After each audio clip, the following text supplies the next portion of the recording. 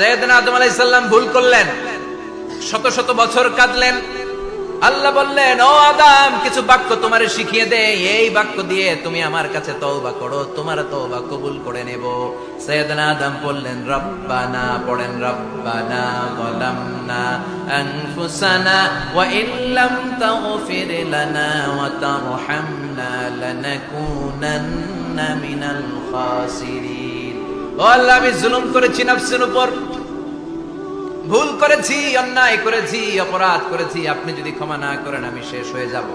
লানাকুনান্না মিনাল খাসিরিন, আমি ক্ষতিগ্রস্তদের মধ্যে শামিল হয়ে যাব, ঠিক কি না? এই আয়াত দিয়ে, এই দোয়া দিয়ে যখন সাইয়েদনা আদম তাওবা করলেন, মুহূর্তেই তাওবা কবুল করে নিয়েছে কে? আমরাও যদি পাপ করি, অন্যায় করি, আমাদেরও পাপগুলো মোচন করার একজন আছে না নাই? তিনি গাফিরিয যাম কাবিলিত তাওব, ওনার কাজই হচ্ছে গুনাহ মাফ করা। শয়তানের কাজ ওয়াসওয়াসা দেওয়া, আমাদের কাজ পাপ করা, ওনার কাজ মাফ করা।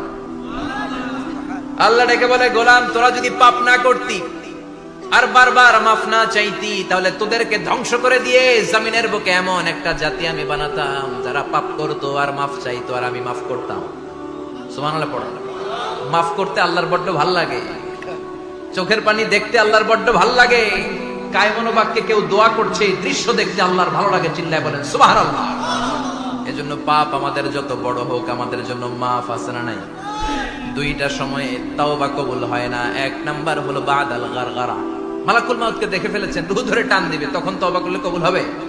আরেকটা হচ্ছে বাদা তুলুই শামসি মিন মাগরিবিহা, কিয়ামতের আগ দিয়ে সূর্য আর পূর্ব দিক থেকে উদিত হবে না, এটা পশ্চিম দিক থেকে উদিত হবে, তখন তওবা করলে কবুল হবে।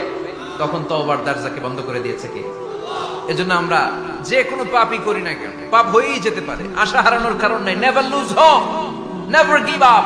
মুমিন কখনো আশা হারায় না, মুমিন কখনো নিরাশ হয় না। মুমিনের আশা ভরসা একটা সত্তার উপরে, চিৎকার করে বলতে হবে, তিনি কে? এজন্য পাপ হওয়ার সাথে সাথে আমরা তওবা করব কার কাছে? বিশ্বনবী বললেন, কিছু কিছু কাজ আছে এগুলো হয়ে যাওয়ার পরে দেরি করা যায় না।